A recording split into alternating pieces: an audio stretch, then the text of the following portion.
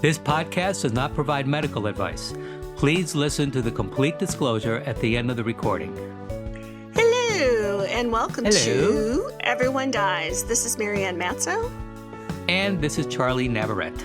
Welcome. So, everybody, get yourself a cup of coffee, a shot of whiskey, chocolate. What about a shot of whiskey in the coffee?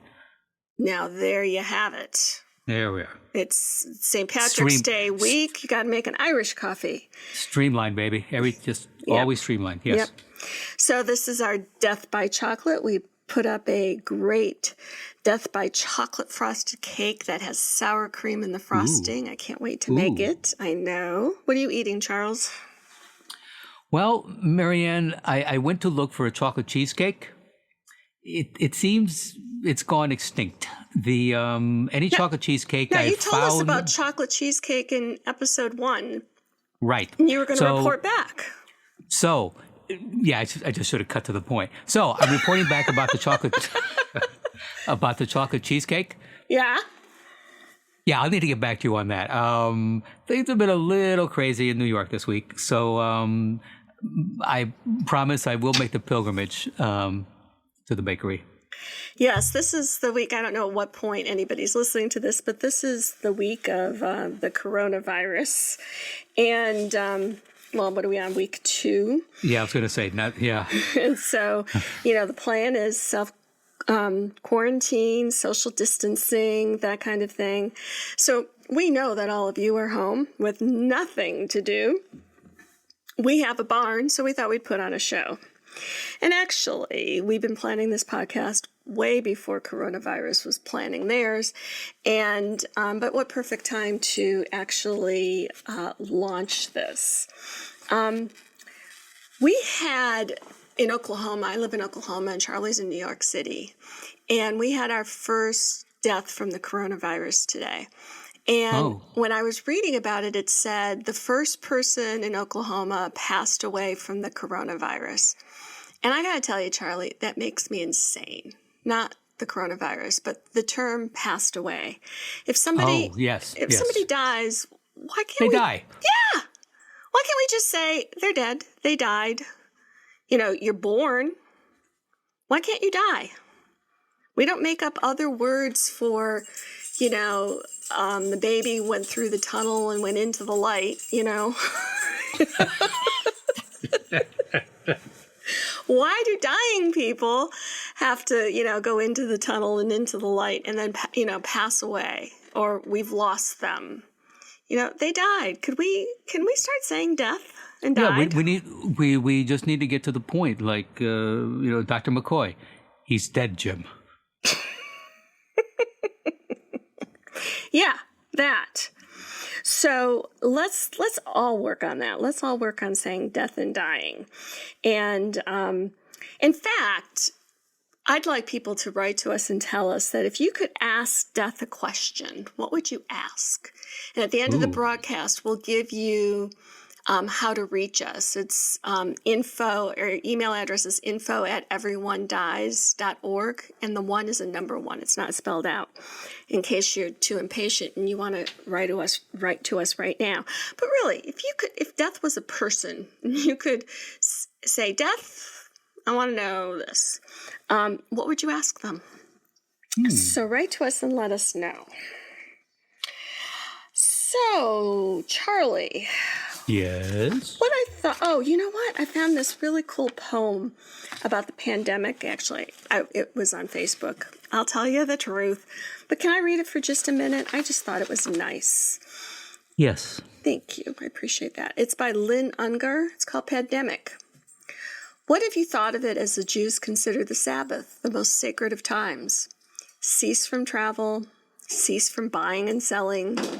Give up, just for now, on trying to make the world different than it is. Sing, pray, touch only those to whom you commit your life. Center down. And when your body has become still, reach out with your heart. Know that we are connected in ways that are terrifying and beautiful. You could hardly deny it now. Know that our lives are in one another's hands. Surely that has come clear. Do not reach out your hands. Reach out your heart, reach out your words, reach out all the tendrils of compassion that move invisibly where we cannot touch. Promise this world your love, for better or for worse, in sickness and in health, as long as we all shall live. I just really liked that. Just really like it. And I'm sorry, who wrote that? Lynn Unger. And I don't know who she is, but it's been on Facebook and I printed it and I thought I really like that. So Charlie, Yes. Today in our second half, I wanted to talk about what do people with serious illness want? So remember, we talked about palliative care as care for people with life-threatening or life-limiting illnesses. They don't have to be dying. They can be, but they don't have to be. They need to be, though, diagnosed with a life-threatening or life-limiting illness. And so if you're diagnosed with a disease that would be categorized that way, right? Yes. What is it that people want? And so the Karen Steinhauser published an article, quite a while ago in JAMA, the Journal of American Medical Association, about interviews that she did with what do people with serious illness want. And I think that's wonderful. It very much resonates with my experience in taking care of people. And so I wanted to just talk about a few of them. And if we don't get through them all today, then come back for episode 4 and we'll finish them. How's that sound? Sounds good. Okay.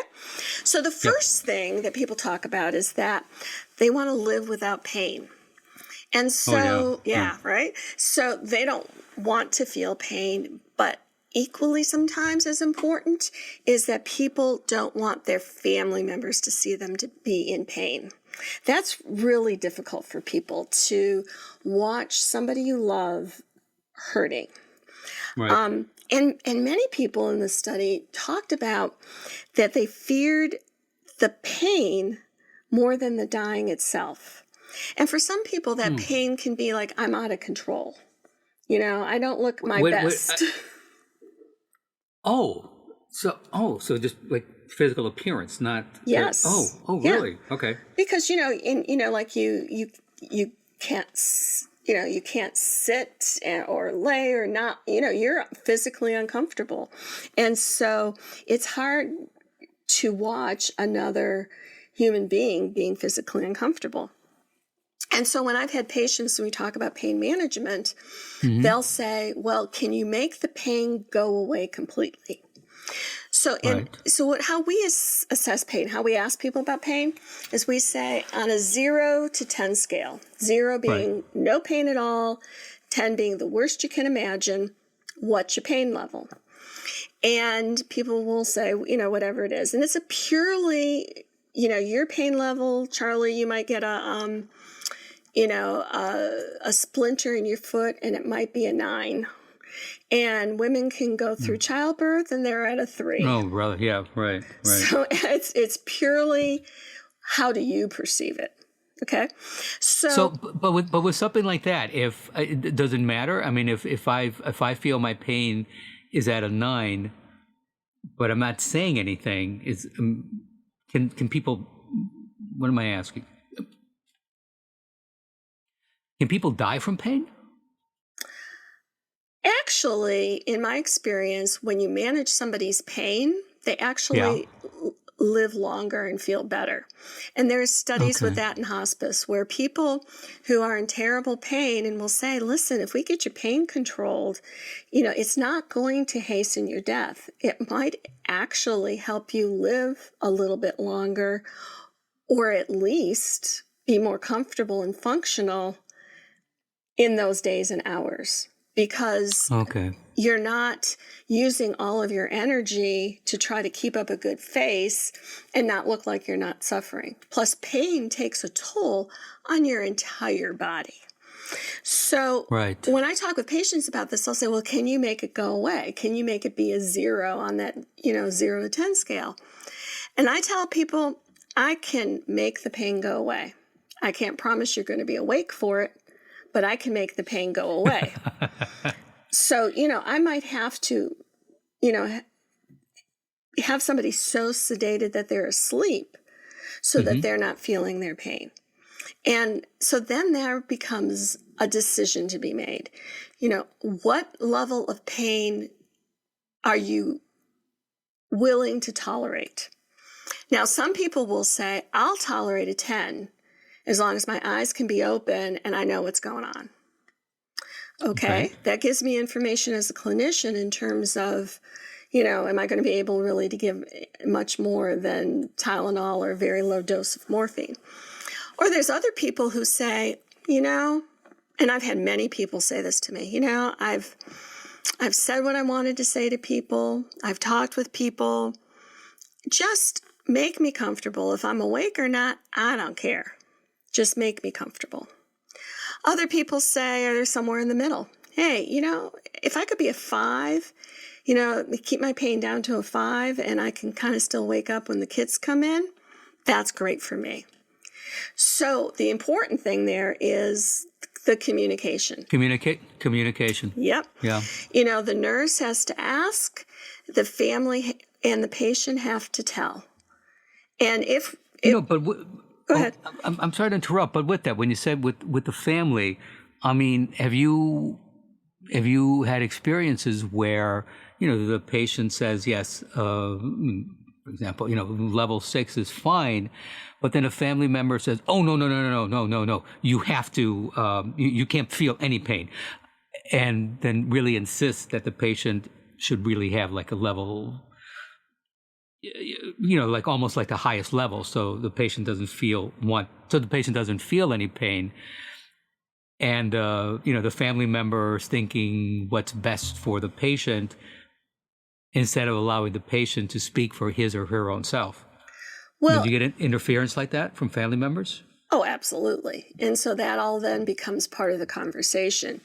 Nurses who work in hospice and palliative care are, the good ones are really masters of the family meeting and saying, I hear you saying this, but your wife, when I was in there washing my hands just now, just told me this. And how do you want to work with this? Because it's like, like back in the days, I can remember, 25 years ago or so, there was somebody in our family who had cancer, and the family didn't want to tell him he had cancer. And anytime they talked about it, they went I remember those days, yeah. Yeah, they went to another room and talked about it. And there are still patients now who the family will say, my dad doesn't want to hear anything about the cancer. He doesn't want to hear anything about hospice. You can talk to me about this, but he doesn't want to hear it.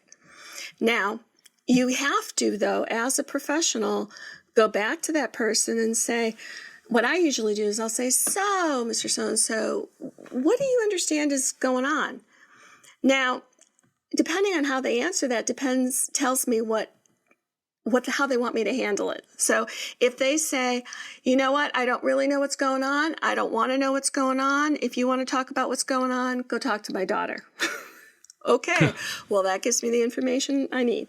Or if they say, well, the doctors told me that I had cancer, but, I haven't heard anything more about that since, it would make you say, are they really not talking, with him about his disease? And what I'll say to patients is, well, any questions you have, I will tell you the truth.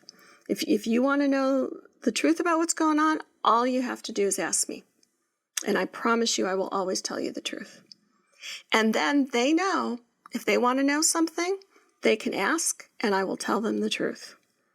And sometimes when they'll ask a question, I'll say, no, you really want to know the answer to that? Because I'll tell you, but do you really want to know? And, sometimes there'll be that pause, and they'll say, yeah, I really want to know. And they haven't been able to get that info from other people, either the family or other healthcare practitioners. So then it's always good for people, and it's difficult if you're dying or just in pain or great discomfort. Sometimes even with family members around, that you have to advocate for yourself. I mean, and then just that, a patient may have to pull a doctor or, a nurse aside and say, okay, I want you to tell me the truth. I want you to tell me exactly what's happening. And patients will do that if they really want to know, because families leave, they go to the bathroom, they go get a cup of coffee, something happens, so that there's times, certainly when patients are alone, to be able to say, I need to know what's going on, or Right. I want to know what's going on, or have specific questions. The other thing about managing pain is that if the pain is well managed, people are able to enjoy the time they have left. Think about if you're in, terrible pain, if you've ever been in a situation where you've had terrible pain and somebody wants to come and visit you, it's like, get away from me. I don't want to look at you. I don't want to move. I just want to suffer here and I don't want you watching me do it. Right. But if we get that pain managed, then, if your son wants to come and see you, you can have good time with them, or, grandchildren or whatever. If you're in pain and you're suffering, you don't want to see anybody. And that's secondary. That comes after whatever disease it is you have. Your disease you have is doing whatever it's doing that's ending your life prematurely. And it interferes with your quality of life when you're in pain on top of that. Does that make sense? No, yeah, it does. It's just, yes,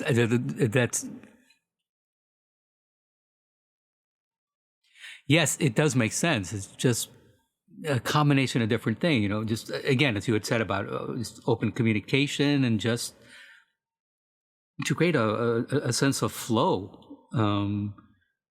But everything, should be focused on the needs of the patient. Yeah. Patients want to know from their healthcare practitioners that they can get their pain relief anywhere, anytime. And sometimes how to provide that, it can be a difficult thing. I had a patient once when I was working in hospice who wanted to go to the Bahamas. And she had terrible pain. She was on a pain pump. And we said, okay, well, let's figure this out. The pain medication had to be refrigerated, so we got her a little cooler, to take on the plane. We can figure it out if people tell us, here's what I need to do.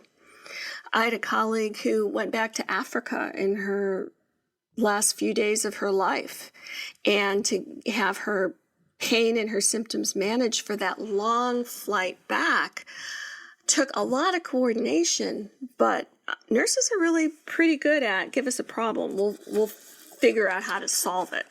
So Let your nurses, let your healthcare practitioners know what it is that you want. So to wrap up that point, pain and symptoms control, psychosocial distress, spiritual issues, those practical needs in terms of how to have the right pain medication and available to the family, all of that is part of that continuum of care that goes with the treatment for the disease that you're having, and then on top of it, the management of the symptoms that go with it. Any thoughts about that or questions? With pain management, I mean, the other thing too, where does marijuana come in, especially like marijuana for medicinal purposes? When I've spoken to different people, I know it's helped with nausea if people are on some sort of medication. But if someone is in pain, how does it help? Well, medicinal marijuana isn't used for traditional pain. It's good for what's called neuropathic pain, that kind of pain that feels like knives or like electricity. And we can do a show about medicinal marijuana, but that it's other than neuropathic pain, which is not typically the end-of-life pain that we're talking about here, or the very serious illness type of pain. Typically not used. It's used for nausea, and it's also used for anxiety. So those are the two Okay. primary uses. Sometimes you'll see it talked about for use with depression, but all of those things are relative. Typically, when you talk about medicinal marijuana, is in a healthier population. It's used for something different than in the people with terminal illness. And so, what we want to do in this podcast is be able to give people the perspective from the terminal illness side of it, right? Right. So, but let's do a separate podcast about that one. And if people have questions that they want to write in with, that would be great. So, let's do one more. All right. And so what else do people with life-threatening illness want? The second thing that she found was that they want to make decisions about their care. They don't want to be talked about like they're not there. They're laying, I can't tell you how many times I've seen physicians going on rounds with the fellows, and there's this whole group of people in white coats, and the patient's laying there, and they're like watching a tennis match going back and forth and back and forth. And then they say, okay, well, thank you, goodbye. And if I'm making rounds with the palliative, as representing palliative care, I kind of hang behind, and they look at me and they say, what did they say? So they're not just an empty, a body in a bed. There's our people. Right. And yes, I know that, sometimes when you're in rounds like that, that's a teaching experience. And if you want to have that teaching experience in front of the patient, that's okay. But also include the patient in that. And, it's not just for you. The second thing that patient says is they said, don't save me from the truth. And we kind of talked about that a little already, where people will say, will you tell me the truth? And yes, we need to tell the truth. We don't lie as healthcare practitioners. And if somebody asks for the truth, then you tell them the truth. The other aspect of that is allowing them to take charge so that it'll be easier for the family. When you have somebody, especially if it's an older person within a family, who is facing the end of their life, if they're the matriarch or the patriarch, the old man, the old woman who's kind of held that family together with some sort of, psychosocial glue, and that person is now kind of taken some steps toward the end of their life, their family is sometimes really thrown off by the impending death of this person who's always been there, always been there. They're more and more common to see people, in their early 70s with 90-year-old parents that are still alive. When you're talking always been there, they're, it's, quite older people who have two parents that are still alive. And so when that person is facing their death, there can be conflicts within the family. Sometimes it's about money. Sometimes it's about decisions. If the diagnosis is sudden, there can be conflict. Is that really what's going on? Is the family trusting each other with what they're hearing and what the doctor's saying? Sometimes you'll have a family member who's in the area where mom and dad is, and then you have the other siblings that are in other parts of the country. So you've got that one sibling who's going to all the appointments, hearing everything that's said. Right. And if the other sister or other brother who's in a different place says, well, what do you know about that? You're the youngest one anyway. You don't know anything. It's right, like they're still treating you like you're 3. It's like, so there's that potential family conflict. And then the adult children might say, well, we're just going to take this decision. We're going to make this decision, mom or dad. It's like, wait a minute. They're still an adult. They're still competent to make their decisions. You don't just go in and say, we're going to decide everything now. But I can't tell you how many times. I've had people walk in with an advance directive, waving and saying, I'm the durable power of attorney. I'm the durable power of attorney. Okay. You have to do everything I say. It's like, well, let's talk about what that paper means. And, essentially, no, I don't, because your mom's sitting right here and she's competent to make her own decisions. And as long as she's competent to make her decisions, she's the person that we're listening to. But then also with that, then that piece of paper, depending on the condition of mom, really needs to be updated. Just needs to be rewritten. So so everyone knows in writing what mom wants. Well, that may or may not be true, Charlie, because mom might have written that 10 years ago, but what she wants is still exactly the same. So if it's still the same, it doesn't need to be updated. Well, but just in a practical sense, I mean, every couple of years, it's good to do, because somebody can make the argument. I mean, if the mom is still able to say, no, this still counts. This is what I want. That's fine. Absolutely, right. But absolutely, but sometimes she can't speak. Well, if she can't speak, then the durable power of attorney clicks in. And see, that's the part of the whole education about the advance directive. People say, well, I wrote one of those 20 years ago. Well, is that person you put down as your durable power of attorney even still alive? And if they're not, then that causes a problem for us. But if mom's sitting right there and saying, yep, I wrote that 10 years ago and it's good today as the day it was written, then that's good. I mean, Charlie, it's so hard to get people to do one advance directive, let alone go in and have them do it, every 3 years. You can download a lot of this stuff online, but I don't know, maybe at some future point, we can talk about these documents and how to do that. But yes, absolutely. Yeah, absolutely. Yeah. So also in terms of letting adults, like, why do we even have to say letting adults make their own decisions? But in terms of recognizing that if the person is still competent, they're still verbal, they're still able to say, here's what I want. If it's their decision, then it helps to alleviate the guilt from family members to say, well, I should have done this or I should have done that. No. Mom said she wanted it. I'm using mom. I don't know why. Mom said Right. she wanted it this way, and we did exactly what she wanted. And is that what I would have done? Well, no. Do you have an advance directive to tell your family that's not what you would have wanted? Well, I guess I should do that, and move from there. But an advance directive and decisions at the end of life, it's the person's life. And so therefore it's the person's decisions.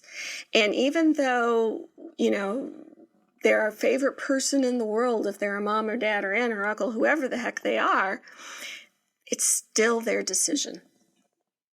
So I would feel that way about my favorite bartender. Yeah. Yes. Yes, I know. My favorite bartender's decision. Yes. Yes, I know you're very attached to him. So the bottom line is that the more knowledge that people have means the more informed their decisions will be, and that'll serve in their best interest and really in the best interests of the people around them. And it's also that bridge towards clear communication and shared decision making that's really important if you have a life-threatening illness. Now, life-threatening illness, again, does not mean you're on your deathbed, but it's possible whatever it is that you have has the potential to end your life. And so before you get to that point, think about, well, what is it that I would want? Like in my advance directive, it says, make sure you keep me clean and spray me with my favorite perfume. Really? Yeah, I don't want nice. I don't want to be stinky when I'm at the end of my life. I've never thought of it that way, but yes, I see your point. Yeah. You want people... Take control. Absolutely, yes. You want people to be able to be close to you. When my mother was dying, I was taking care of her. She was in hospice, and, they had really the hospital had really not kind of kept all the parts, all that clean. And, she came home from the hospital, and I gave her a major bath and combed her hair and put her makeup on and sprayed the chantilly on her. And I can remember my niece coming over and hugging her, and she says, oh my God, she smells like Grandma. And I thought, that's what we want. You want to smell like you. Now, if you've gone through life stinky, I don't know what to tell you, but you want to be able to say, people can be close and can take comfort in your scent and in your warmth that you always have till the end of your life. That's a nice image. Isn't it? Yeah. So I think what we'll do is, let me see, I have I have a few more left. Why don't we save a few more for the next podcast? You want to do that? Sure. We'll pick up from there. Part 2. Yeah, pick up where we left off. Yeah. And we can maybe move on with our third half of our Everyone Dies podcast. Okay. And in our third half is a new segment. Of course, they're all new segments because this is a new podcast. We're relatively new. Yes.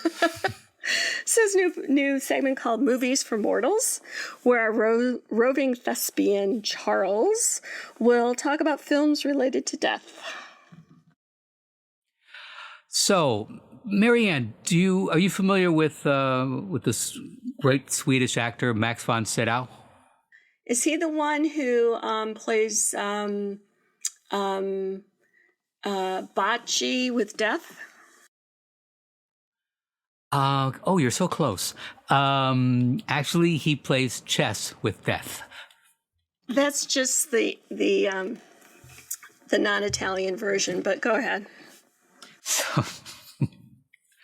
So Sydow, Max von Sydow died just last week, actually, like a week ago. So on March the 8th. Oh, on March the 8th. Pre-corona? Yes. Good. Well, pre-corona, got to go back for a while. But yeah, for us, yes, pre-corona, pre this bad. So he worked a lot when he was starting out. He worked in theater, but especially in the 1950s and into the 1960s, he worked with the great Swedish director Ingmar Bergman. And in particular, the movie I'm thinking about is The Seventh Seal. Are you familiar with that? Yes, it's a hard movie to watch. It is. And it's been, analyzed, critiqued. Many homages have been paid to it, either funny or serious on film. That great ending where, well, I'm not giving anything away, but death wins. So you see, Max von Sydow going across the hilltops with other people, being led by death. So Mr. von Sydow died last week, age 90, and in The Seventh Seal, which came out in 1957, it's set during... That's when I came out.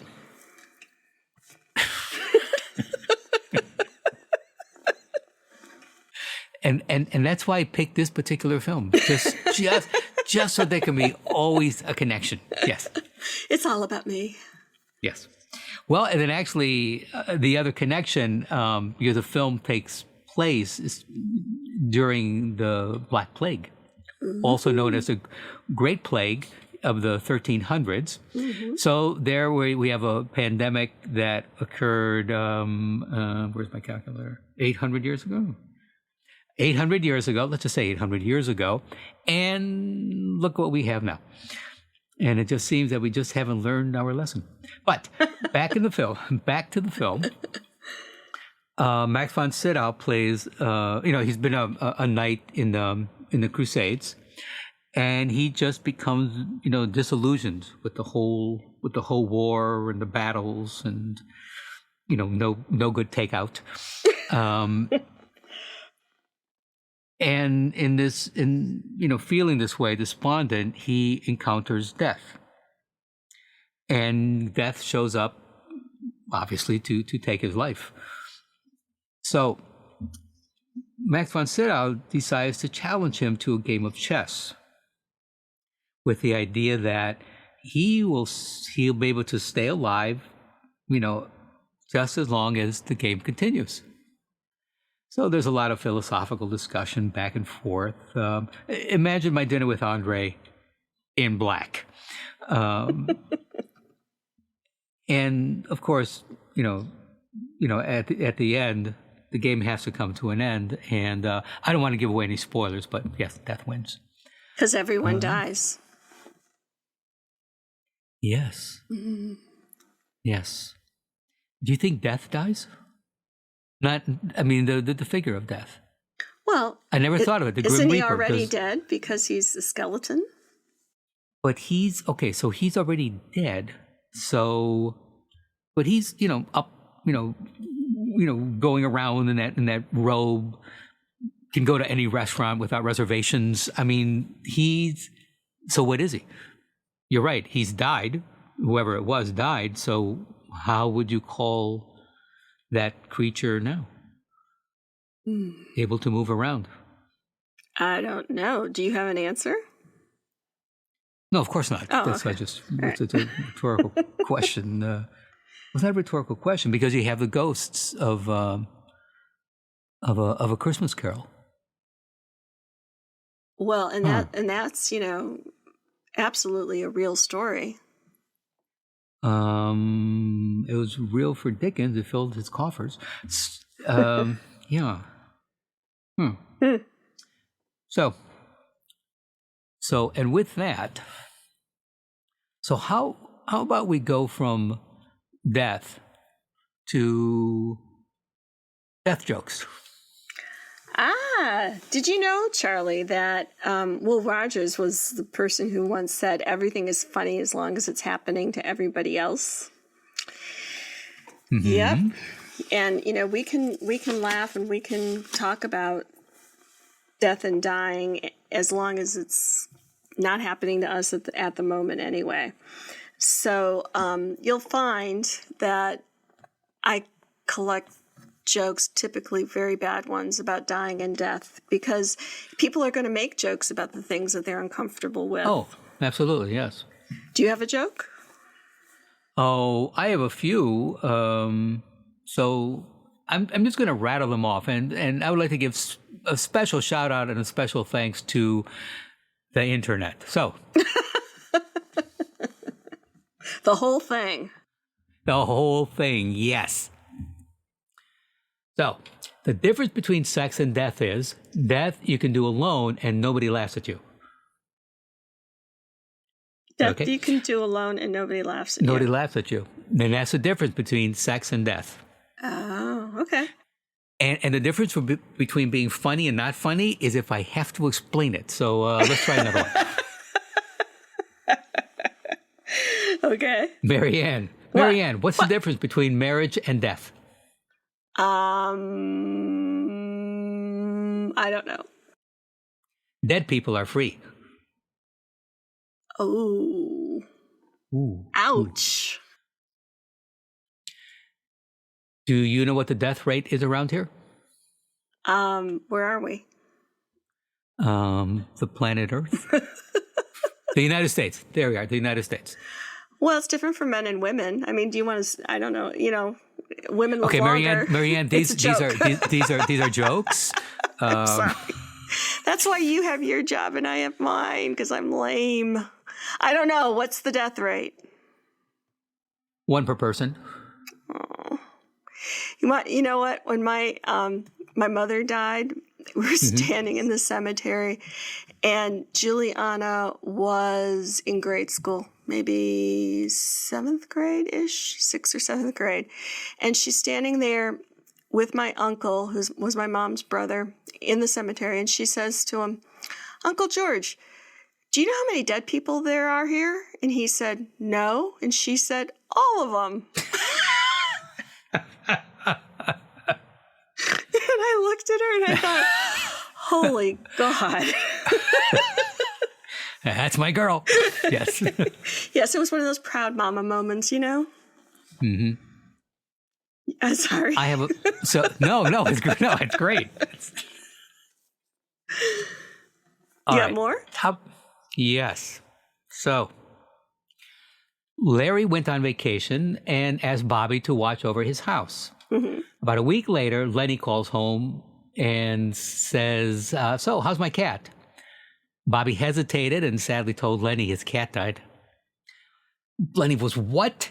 You shouldn't have broken the news to me like that. You should have done it slowly. The first time I called, you should have told me she was on the roof. The second time I called, you should have said there was no way to get her down. The third time I called, you should have told me that you tried to get her off the roof, but she fell down and died. So, Bobby apologized and just went about his day. Well, about a week later, Lenny called again and asked, "So, how's my granny?" Well, there was a long silence, and then Bobby replied, "Well, she's on the roof." That's a good one. That one I liked, yes. Yeah. Did you hear about the guy who goes to see his physician, hasn't been feeling well for a while, and the physician says to the guy, "Well, I've examined you, I've looked at your blood tests, but if you don't mind, I'd like to talk to your wife for a few minutes." And the guy says, "No, that's okay." So the doctor goes in another room with the wife, and he says, "Listen, your husband has an extremely rare, very serious illness, and the only thing that will keep him alive is that if you give him two blowjobs every single day." She said, 2 blowjobs every single day, or he dies? And the doctor said, "Yes, that's just what needs to happen." She says, "Okay, I understand." So she goes into the room where her husband's waiting, and the husband says, "So, what did he say?" And she looks at him, she says, "He said you're going to die." That's good. I have one. Okay. So, a man and his ever-nagging wife went on vacation to Jerusalem. When they were there, the wife passed away. The undertaker told the husband, "You can have her shipped home for $5,000, or you can bury her here in the Holy Land for $150. The man thought about it and told him he would just have her shipped home. The undertaker asked, "Why would you spend $5,000 to ship your wife home when it would be wonderful to be buried here, and you would spend only $150? The man replied, "Long ago, a man died here, was buried here, and 3 days later he rose from the dead. I just can't take that chance." Oh, Charles. Yes. So, in closing, last year, comedian Ian Cognito, hiding his real name of Paul Barbieri. Oh, look it up. Paul Barbieri complained about not feeling well before going on stage, but, thought he'd go on stage anyways.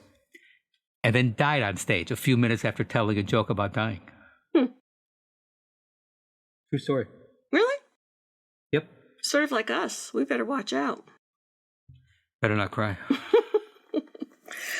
Well, everybody, please send us your dying and death-related jokes for this ongoing segment on humor to our email, info@everyonedies.org. That's info, I-N-F-O, at every, E-V-E-R-Y, the number 1, dies, D-I-E-S, .org. We're also continuing to develop an ongoing segment called I Wouldn't Be Caught Dead Wearing That, and we'd like you to send us pictures of things that you said to yourself, "I wouldn't be caught dead wearing that," and then ended up wearing.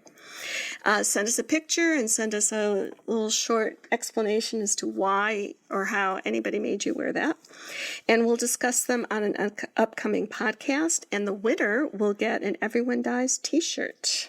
Ooh. And so you can send that to us at info@everyonedies.org. That's info@every, E-V-E-R-Y, the number 1, dies.org. And if you decide to send it snail mail, P.O. Box 851-891, Yukon, Oklahoma, 73085.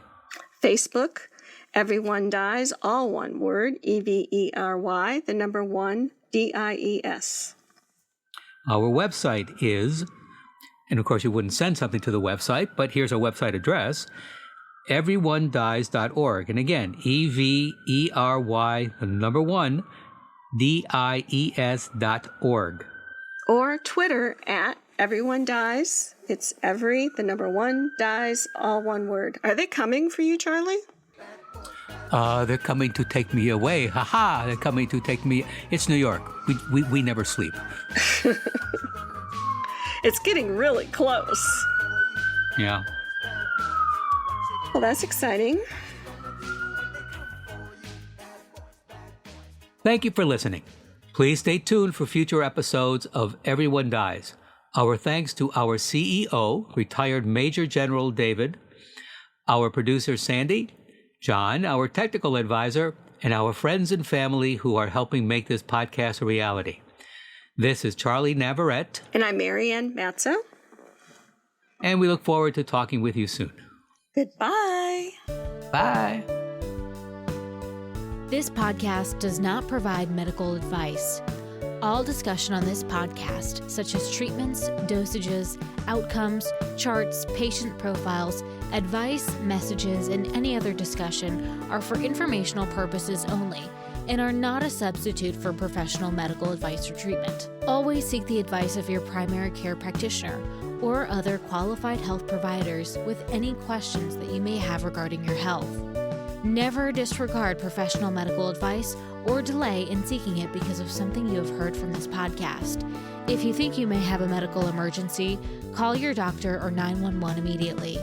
Everyone Dies does not recommend or endorse any specific tests, practitioners, products, procedures, opinions, or other information that may be mentioned in this podcast.